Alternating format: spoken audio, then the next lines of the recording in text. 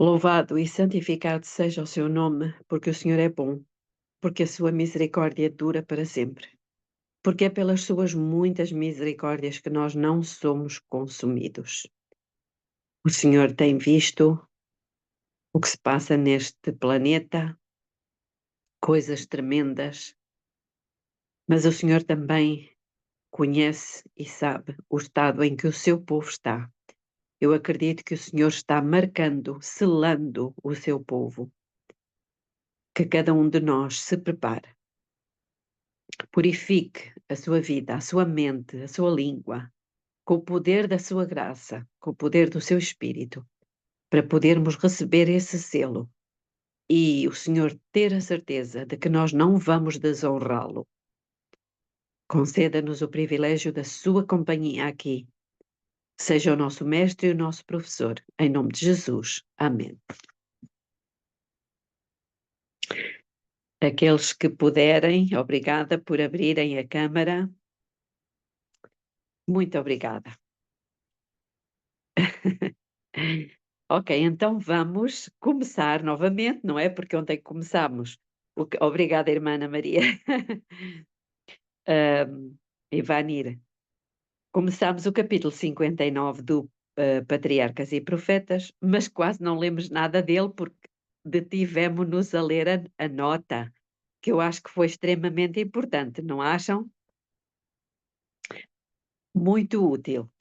Então, vamos lá. O primeiro rei de Israel. O governo de Israel era administrado em nome e pela autoridade de Deus. O trabalho de Moisés e dos 70 anciãos, dos príncipes e juízes, era simplesmente pôr em execução as leis que Deus dera. Não tinham eles autoridade para legislar para a nação. Esta foi e continuou a ser a condição da existência de Israel como nação. De tempos em tempos, homens inspirados por Deus eram enviados para instruírem o povo e guiá-lo na execução das leis. Portanto, não era para fazer as leis, era para pô-las em prática. O Senhor previu que Israel desejaria um rei, mas não consentiu em uma mudança nos princípios sobre os quais foi fundado o Estado. O rei devia ser representante do Altíssimo. Deus devia ser reconhecido como o chefe da nação e sua lei executada como a lei suprema do país. Quando inicialmente os israelitas se estabeleceram em Canaã, reconheciam os princípios da teocracia e a nação prosperou sob o governo de Josué. Mas o aumento da população e o intercâmbio com outras nações acarretaram uma mudança. É sempre assim, é sempre a mistura com outras nações, com outros povos, com outras culturas. O povo adotou muitos dos costumes dos seus vizinhos gentílicos e assim sacrificou, em grande proporção, o seu próprio caráter peculiar e santo. Os irmãos estão a ver aqui uma comparação com hoje, não é verdade? Gradualmente perderam a sua reverência para com Deus e deixaram de apreciar a honra de ser o seu povo escolhido. Atraídos pela pompa e ostentação dos monarcas gentílicos, cansaram-se da sua própria simplicidade. Zelos e inveja surgiram entre as tribos. Dissensões intestinas debilitaram-nas. Estavam continuamente expostos à invasão dos seus adversários gentios e o povo começava a crer que, a fim de manter a sua posição entre as nações, deveriam as tribos unir-se sob um forte governo central. Afastando-se da obediência à lei de Deus, desejaram libertar-se do governo do seu divino soberano. E assim, o pedido para terem um monarca generalizou-se por todo o Israel. Desde os dias de Josué, o governo nunca fora dirigido por tão grande sabedoria e êxito como sob a administração de Samuel. Investido divinamente com a tríplice função de juiz, profeta e sacerdote, trabalhara ele com incansável e desinteressado zelo pelo bem-estar do seu povo, e a nação prosperara sob a sua sábia direção.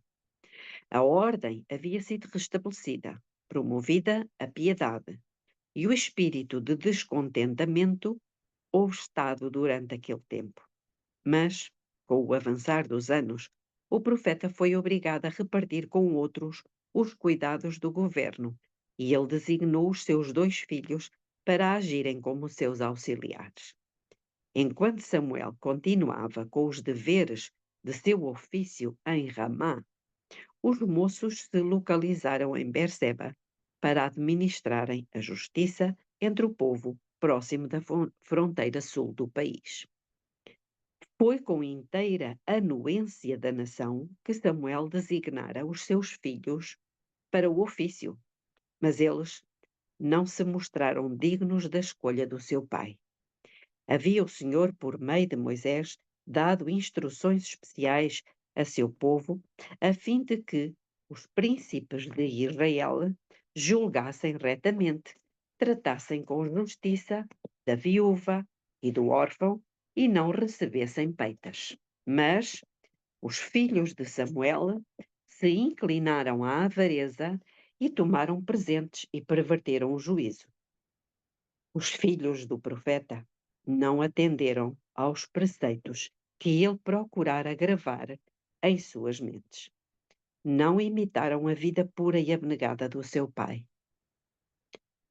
Então nós aqui também conseguimos ver que nem sempre um pai ou uma mãe fiéis, não é, conseguem ter filhos da mesma raça. A advertência feita a Eli não exercera sobre a mente de Samuel a influência que deveria ter exercido. Ele fora até certo ponto demasiado condescendente com os seus filhos, e o resultado foi visível no caráter e na vida deles. A injustiça desses juízes causava muito descontentamento, e forneceu-se assim um pretexto para se insistir na mudança que havia muito era secretamente desejada. Qual era a mudança que era secretamente desejada? O terem um rei. Todos os anciãos de Israel se congregaram e vieram a Samuel, a Ramá, e disseram-lhe: Eis que já estás velho, e os teus filhos não andam pelos teus caminhos. Constitui-nos, pois, agora um rei sobre nós, para que ele nos julgue como o têm todas as nações. 1 Samuel 8:12. Os casos de abusos praticados entre o povo não foram referidos a Samuel. Houvesse-se tornado conhecida dele a má conduta dos seus filhos, e ele os teria retirado sem demora. Mas isto não era o que os suplicantes desejavam. Então isto é interessante. Eles, de alguma forma, retiveram o mau proceder dos seus filhos para terem argumento para pedirem um rei. Nós, às vezes, condenamos Samuel, não é? Perdão. Sim, Samuel. Mas parece que não foi bem assim. Um pecado grave, hein, Belinha? Muito grave. Portanto, aqui diz claramente que houvesse se tornado conhecida dele a má conduta, porque reparem, os filhos já não estavam na casa do pai, não é? Já tinham as suas vidas. Houvesse ele conhecido aquilo que os seus filhos faziam, e ele os teria retirado sem demora. Mas isto não era o que os suplicantes desejavam.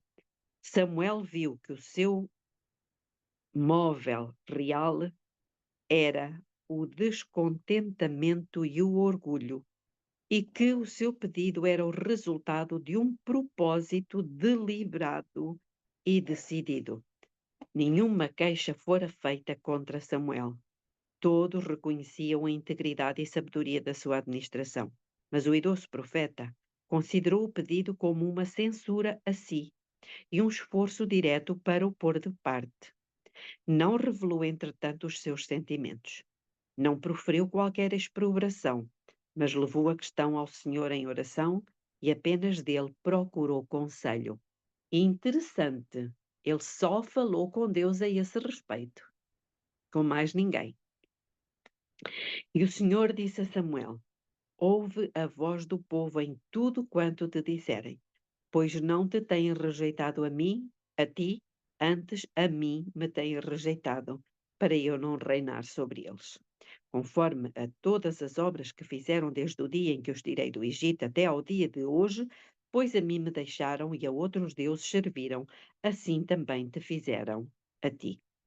O profeta foi reprovado por ofender-se com a conduta do povo em relação a si, individualmente. Não haviam manifestado de respeito para com ele, mas para com a autoridade de Deus que havia designado os príncipes do seu povo. Aqueles que desprezavam e rejeitavam o fiel servo de Deus, aqueles que desprezam e rejeitam o fiel servo de Deus mostram desdém, não meramente ao homem, mas ao Senhor que o enviou. São as palavras de Deus. Suas reprovações e conselhos, o que é anulado. É sua autoridade que é rejeitada. Os dias da máxima prosperidade de Israel foram aqueles em que reconheciam a Jeová como seu rei, em que as leis e governos que tinham sido estabelecidos eram considerados como superiores aos de todas as outras nações. Moisés declarara a Israel, com relação aos mandamentos de Deus: esta será a vossa sabedoria e o vosso entendimento perante os olhos dos povos que ouvirão todos estes estatutos e dirão: este grande povo só é gente sábia e entendida.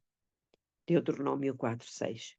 Mas, afastando-se da lei de Deus, os hebreus deixaram de se tornar o povo de Deus e o povo que Deus desejava fazer deles.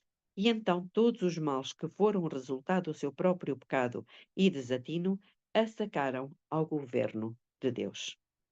Estão completamente cegos. Percebem o que é que lemos até agora? Portanto, o facto de terem chegado a eles aqueles males todos, eles em lugar de admitirem, reconhecerem que era resultado deles terem afastado Deus, não. Eles culpavam Deus por não ter permitido que eles tivessem um rei como as outras nações. Portanto, o culpado era Deus. Tão completamente cegos se haviam tornado pelo pecado. Vamos fazer aqui uma pausa. Tornaram-se cegos pelo pecado.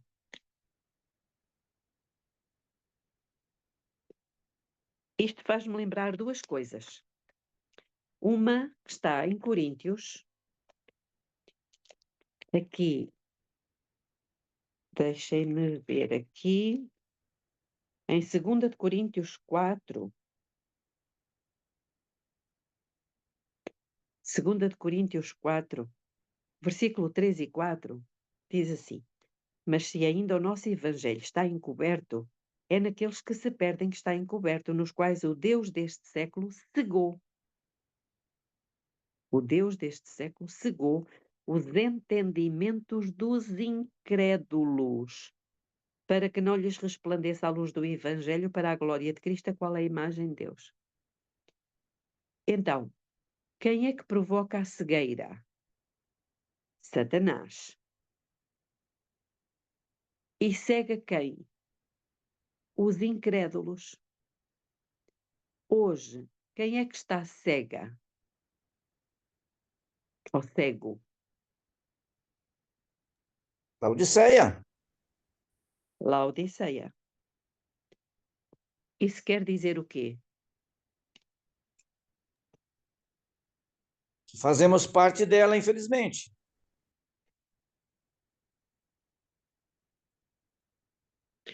Ora bem, e aqui diz, no Patriarcas e Profetas, estão completamente cegos, se haviam tornado pelo pecado.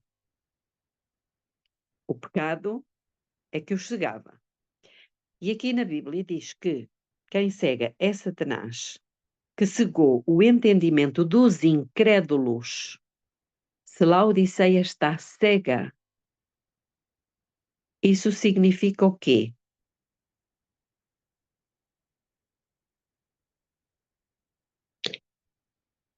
Significa primeiro, diz Geórgia. Que ela está incrédula, não? Exatamente. E a incredulidade é pecado. Estão a ver? O círculo que estamos a fazer não, está aqui. Entenderam? Isto é muito sério. Isto é muito sério. Não é por acaso que Deus diz a Laodiceia, capítulo 3 do Apocalipse, verso 19, sê, pois, zeloso e arrepende-te. Se arrepende-te, se tem necessidade de arrependimento, é porquê? É porque há pecado. E qual é o pecado? Da A incredulidade. incredulidade. Eu não vos estou a ouvir, mas vejo os vossos lábios. O pecado da incredulidade. E uma das coisas que ela é incrédula é que ela acha que está muito bem e não acredita naquilo que Deus diz. Ela não acredita que ela é miserável, pobre, cega e nua. Ela não aceita isso. Ela não vê isso. Ela não crê nisso. Porque se ela cresce, ela caía aos pés do Senhor. Ela não acredita que está nua. Mas, Belinha, vai ter um grupo que vai acreditar, vai saber e Está acreditando. Está acreditar acreditando, irmãos. e aceita isso. Exatamente. Ou seja, há um grupo que reconhece que tem estado vestido com vestes de folha de figueira, com a sua própria justiça. Há um grupo que reconhece que precisa de colírio para ver onde é que está mal. Há um grupo que percebe e crê que precisa de ouro provado no fogo. E o que é o ouro provado no fogo? As Alguém sabe? provações, as provações. Não, o ouro, o ouro. O ouro é a É a fé que fé, opera por é a amor. fé. A fé. O fogo são as provações. Mas as provações é para fazer o quê? É para refinar a fé. Percebem? E isso é Pedro que diz. O ouro é a fé que opera por amor. Então há um grupo de pessoas dentro de Laodiceia que, apesar de serem laodicianos, não temos como fugir daqui, porque é, é o estado da última igreja, não é? É o período, não é o estado, é o período da última igreja. Eles, apesar de viverem no período da última igreja, eles não têm o estado laodiciano. Percebem? Eles creem no que Deus diz, eles reconhecem que têm uma fé que precisa de ser provada, eles reconhecem que precisam de colírio, precisam do Espírito Santo e precisam da justiça de Cristo. E estão dispostos a comprá-la sem dinheiro e sem preço. Aconselho-te a que compres de mim. Então, se eles não é com dinheiro nem com preço que eles precisam comprar, vão comprar com quê? Com a fé, com a credibilidade. Com a fé, exatamente, com a fé. Eles vão estar dispostos a pagar o preço. Qual é o preço? Se alguém quer vir após mim, renuncie-se a si mesmo. Este é o preço. É a renúncia de si mesmo. Percebem?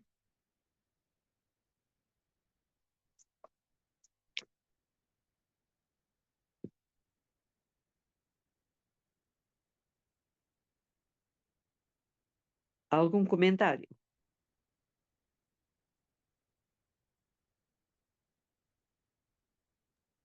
Essa renúncia vai resultar nos 144 mil. É a parte mais dolorida, a questão.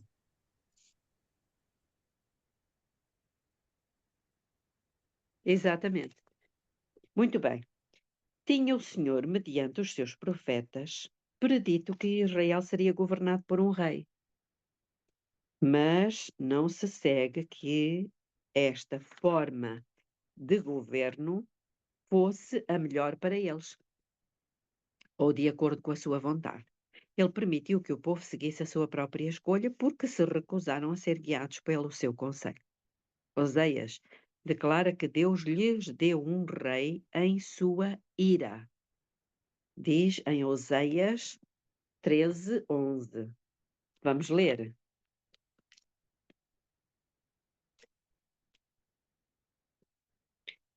Então diz assim: Deito um rei na minha ira e tirei-o no meu furor. Muito interessante.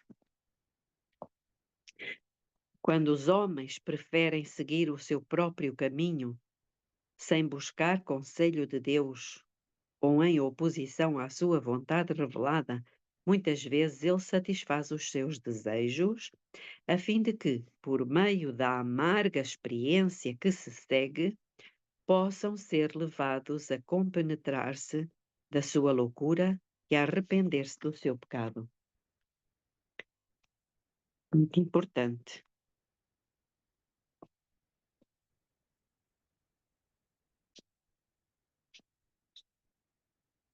O orgulho e a sabedoria humana demonstrar-se-ão um guia perigoso. Aquilo que o coração deseja, contrário à vontade de Deus, verificar-se-á no fim que é uma maldição em vez de bênção. Deus desejava que o seu povo apenas olhasse para ele como seu legislador e fonte de força. Sentindo a sua dependência de Deus, seriam constantemente atraídos para mais perto dele. Tornar-se-iam elevados e enobrecidos, adaptados ao alto destino a que ele os chamara como seu povo escolhido. Então aqui está o ponto. O ponto é que ele desejava que eles fossem dependentes de Deus. E um dos nossos grandes problemas é nós sermos independentes de Deus. Mas, quando fosse posto sobre o trono um homem, isto tenderia a desviar de Deus as mentes do povo. É verdade. Por que é que tenderia a desviar a mente do povo?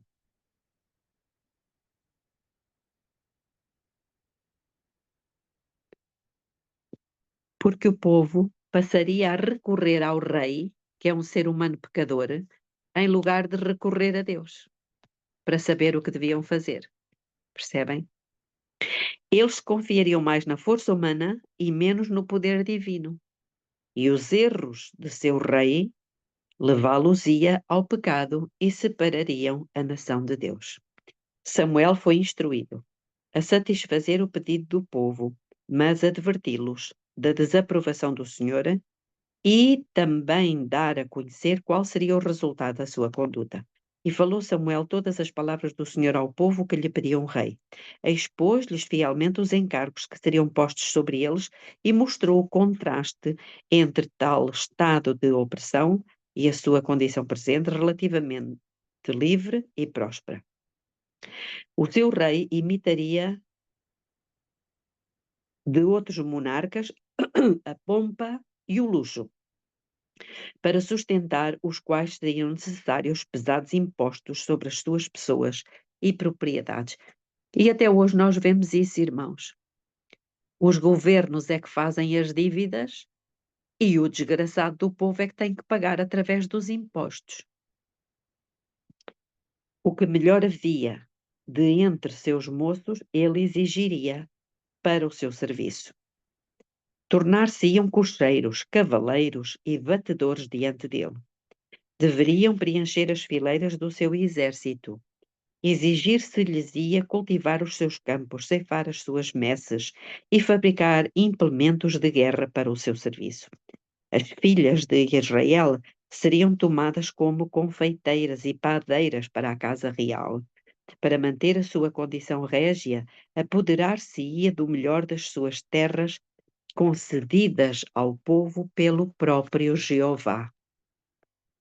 Os mais valiosos de seus servos, igualmente, e de seu gado, ele tomaria e os empregaria no seu trabalho. Além de tudo isto, o rei exigiria um dízimo de toda a sua receita, dos lucros do seu trabalho ou dos produtos do solo. Vós lhe servireis de criados, concluiu o profeta. Então, naquele dia, clamareis por causa do vosso rei, que vós houverdes escolhido, mas o Senhor não vos ouvirá naquele dia. Por mais pesadas que se achassem as suas exações, uma vez estabelecida a monarquia, não a poderiam eles depor à vontade. Sim, Lira. Belinha, hoje em dia a gente vende os terrenos, compra terreno, porque agora nós não temos mais Deus como nosso rei. Pois é. E mais, Lira, e Naquele mais.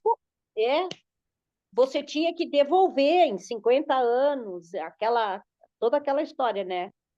E É, agora não, porque agora nós temos um rei terreno, e aí nós temos que comprar e vender. exatamente. Eu não sei como é que é aí no Brasil, mas aqui, quando tu compras um terreno, tu tens que pagar ao Estado um imposto. Mas Sim, quando aqui tu também. vendes, tu também tens que pagar. Sim, É uma coisa impressionante. Mas o povo deu a resposta: não, mas haverá sobre nós um rei. E nós também seremos como todas as outras nações, e o nosso rei nos julgará, e sairá diante de nós e fará as nossas guerras. Como todas as outras nações, os israelitas não compreendiam que serem, nesse sentido, de dissemelhantes a outras nações era um privilégio e bênção especiais. Deus havia separado os israelitas de todos os outros povos, para deles fazer o seu tesouro peculiar.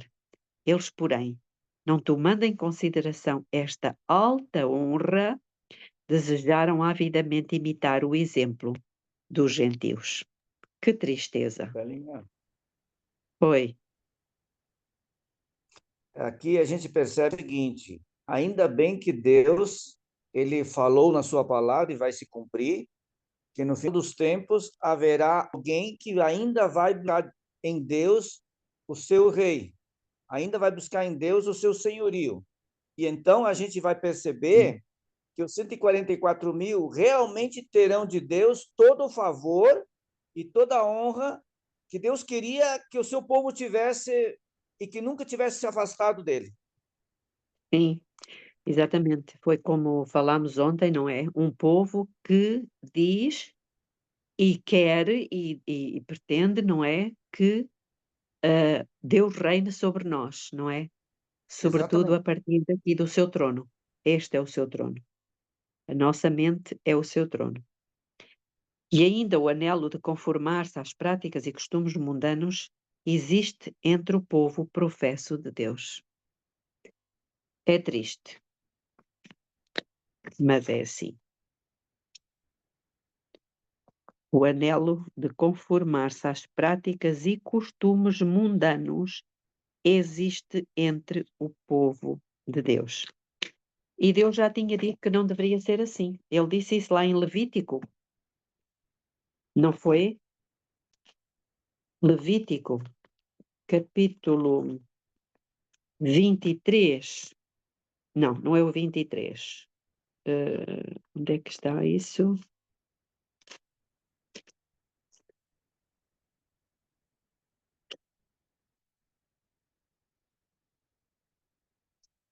É o 20, é o capítulo 20.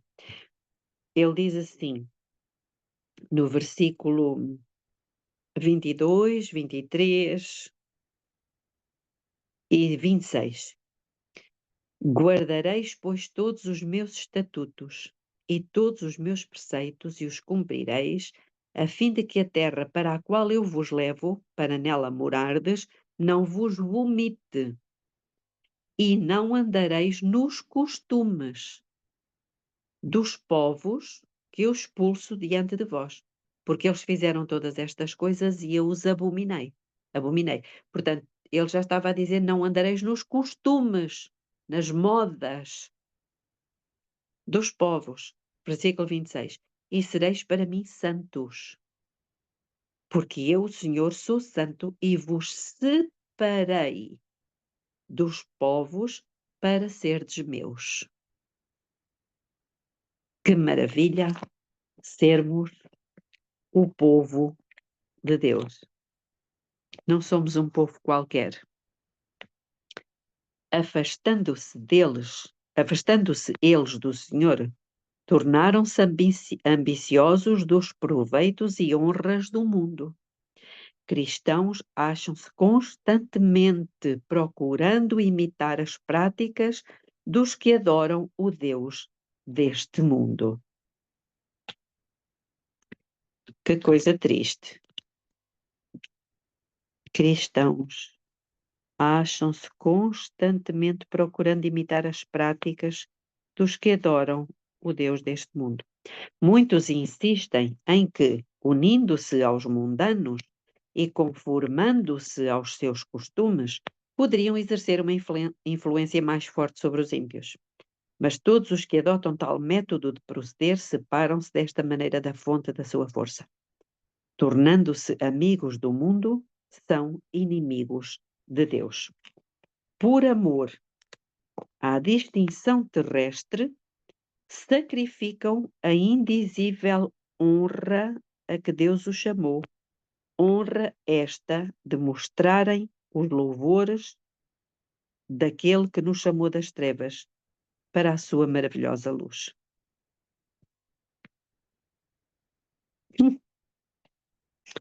Com profunda tristeza, Samuel escutou as palavras do povo, mas o Senhor lhe disse: dá ouvidos à sua voz e constitui-lhes rei.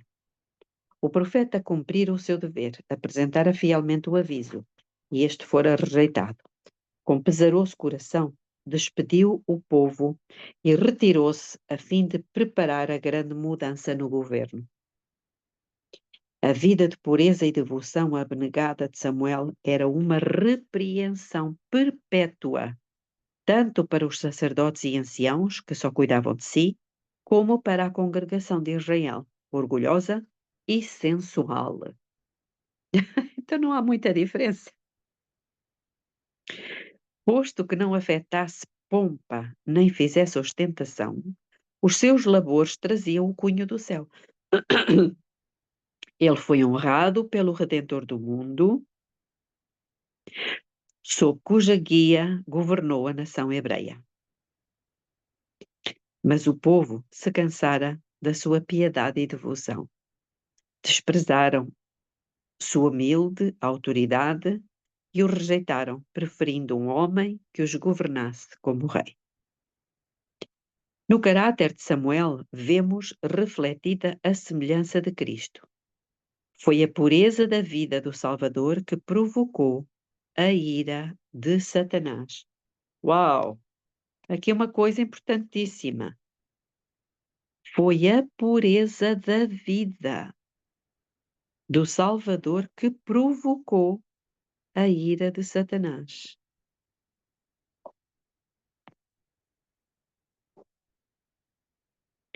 Aquela vida era a luz do mundo e revelava a depravação oculta nos corações dos homens.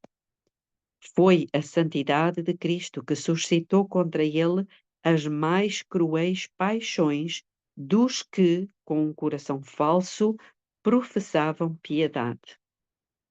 Portanto, foi também a sua santidade. Cristo não veio com a opulência e honras da terra. Contudo, as obras que realizava mostravam possuir ele poder maior do que qualquer príncipe humano. Os judeus esperavam que o Messias viesse a quebrar o jugo do opressor. Todavia, acariciavam os pecados que haviam ligado esse jugo sobre os seus pescoços. Houvesse Cristo encoberto os pecados deles e aplaudido a sua piedade, e o teriam aceito como seu rei. Pois é. Eu acho que se Cristo viesse hoje, aconteceria exatamente a mesma coisa. Mas não quiseram suportar a sua destemida repreensão aos seus vícios. A beleza de um caráter em que a benevolência, a pureza e a santidade reinavam supremas, que não alimentava o ódio a não ser ao pecado, eles a desprezaram. Assim tem sido em todas as épocas do mundo. A luz do céu traz condenação sobre todos os que se recusam a andar nela. Quando, repreendidos pelo exemplo daqueles que odeiam o pecado, tornam-se os hipócritas agentes de Satanás para acusar e perseguir os fiéis. Todos os que piamente querem viver em Cristo Jesus padecerão perseguições, segundo Timóteo 3,12. Se bem que tivesse sido perdida na profecia a forma de governo monárquica para Israel, Deus se reservara o direito de lhes escolher o rei. Os hebreus respeitaram a autoridade de Deus até ao ponto de deixarem a seleção inteiramente com ele.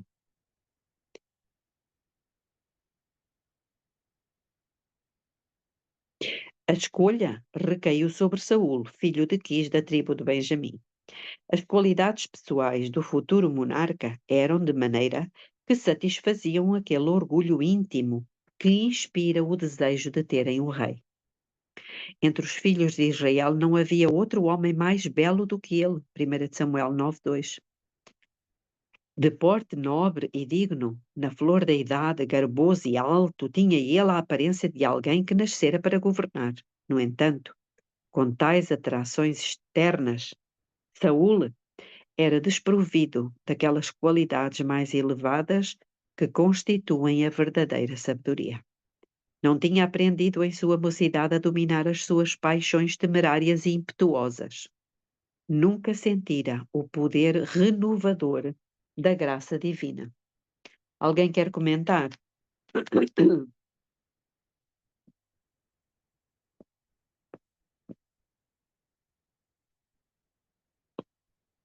Saul era filho de um poderoso e rico chefe. Todavia, em conformidade com a simplicidade daqueles tempos, estava empenhado com o seu pai nos humildes deveres de lavrador. Tendo-se alguns dos animais de seu pai extraviado nas montanhas, Saul foi com o servo à busca deles. Durante 3 dias fizeram baldadas pesquisas, quando, não estando eles longe de Ramá, a residência de Samuel, o servo... mas aqui tem uma nota 12. Vou fazer aqui uma pausa, vou ler a nota. Nota 12 diz assim: com relação à identidade de Ramá, de Samuel com Ramá de Benjamim, diz o Dr. Edersheim. Estes 2 pontos parecem estabelecidos. A residência de Saul era em Gibeá, e ele encontrou primeiramente Samuel em Ramá. Mas, assim sendo, parece impossível, em vista de 1 de Samuel 10,2, identificar Ramá de Samuel com Ramá de Benjamim, ou considerá-la como a moderna Nedi Samuel, 6 quilómetros ao noroeste de Jerusalém. Portanto, havia pelos vistos 2 Ramá. Uma Ramá de Samuel e outra Ramá de Benjamim. Portanto, vou repetir. Durante 3 dias fizeram baldadas pesquisas quando, não estando eles longe de Ramá, a residência de Samuel, o servo propôs que indagassem do profeta a respeito dos animais que faltavam. Ainda se acha na minha mão 1/4 de um ciclo de prata, disse ele, o qual darei ao homem de Deus para que nos mostre o caminho. Isto estava de acordo com o costume daqueles tempos. Uma pessoa que se aproximasse de um superior em posição social ou função dava-lhe um pequeno presente em sinal de respeito. Ah, interessante. Aproximando-se eles da cidade, encontraram-se com algumas moças que tinham vindo tirar água e indagaram delas acerca do vidente. Em resposta, souberam que um serviço religioso estava para ter lugar, que o profeta já havia chegado, que deveria haver uma oferta no lugar alto e depois daquilo uma festa sacrificial. Uma grande mudança se havia realizado durante a administração de Samuel. Quando a chamada de Deus veio a princípio a ele, os serviços do santuário eram tidos em desdém. Diz em 1 Samuel 2,17, os homens desprezavam a oferta do Senhor. Agora, porém, o culto de Deus era mantido por todo o país e o povo manifestava interesses nos serviços religiosos. Não havendo trabalhos ministeriais no tabernáculo, os sacrifícios eram, naquele tempo, oferecidos em outra parte, e as cidades dos sacerdotes e levitas, aonde o povo acorria a receber instrução, foram acolhidas para este fim. Os pontos mais altos nessas cidades eram usualmente escolhidos como lugar do sacrifício e daí o serem chamados lugares altos. À porta da cidade, Saul foi defrontado pelo próprio profeta. Deus tinha revelado a Samuel que naquela ocasião o escolhido rei de Israel se apresentaria diante dele. Estando em face um do outro, disse o Senhor a Samuel: Eis aqui o homem de quem já te tenho dito. Este dominará sobre o meu povo. Ao pedido de Saul, mostra-me, peço-te, onde está aqui a casa do vidente? Samuel replicou: Eu sou o vidente. Percebem? Hoje nós temos um conceito diferente de vidente. Portanto, nós associamos hoje vidente a bruxo, mas naquela altura vidente era o profeta porque ele via, ele tinha visões. Percebem?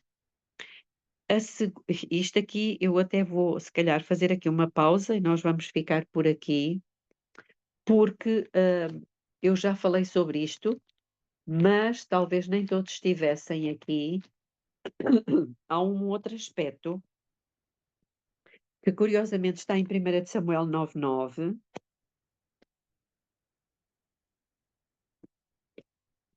Acho que é 1 de Samuel.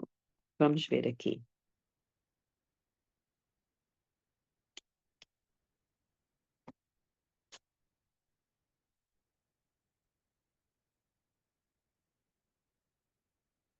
Primeira de Samuel 9:9, que diz assim: Antigamente, em Israel, indo alguém consultar a Deus, dizia assim: Vinde, vamos ao vidente, porque ao profeta de hoje, outrora se chamava vidente. Estão a perceber? Porque era aquele que via. Deus dava-lhe as visões, era o vidente. Agora, se o vidente é aquele que vê, e se Laodiceia tem um profeta, por que ela está cega? Se ela tem o vidente. Porque não Porque vê não crê, através dela. porque não crê nos profetas. Porque não crê nos profetas. Exatamente. Ou seja, ela pôs os olhos de Deus, aquele que via, de parte. Ao colocar os olhos de Deus, que é o vidente, de parte, ela ficou cega. Sim, Cláudia. Ela não crê nas profecias. Isso. Não crê nos profetas. É claro que Deus tem um povo. Não é dentro deste povo que crê. Mas todo aquele que coloca o vidente de parte, se o vidente é aquele que vê, ela está cega. Essa pessoa fica cega. Porque o profeta é os olhos da igreja. O profeta, o vidente, são os olhos da igreja. E Ellen White, ela tem uma citação que agora não sei onde está, que ela faz a pergunta. Ela pergunta, por que Laodiceia está cega? Porque ela não aceita a repreensão. E quem é que faz a repreensão? O vidente. Exatamente. O profeta. Alguma dúvida?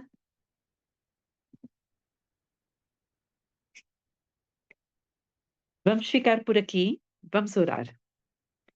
Querido Deus, eterno Pai que está nos céus, louvado e santificado seja o seu bendito nome, porque o Senhor nos deu um profeta, aquele a quem o Senhor revelou muitas coisas. Ellen White, ela viu o estado do povo, ela viu as cenas do fim, ela viu o remédio, ela viu a reforma da saúde, ela viu a verdadeira educação.